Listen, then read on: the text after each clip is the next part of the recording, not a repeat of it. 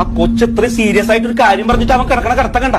നീ എന്താ അതിന്റെ കരച്ചിൽ അനന്തശൈലം കിടന്നിട്ട് കണ്ടോണ്ടിരിക്കണ? ഞാൻ എന്ത് ചെയ്യാനാണ് അച്ഛാ?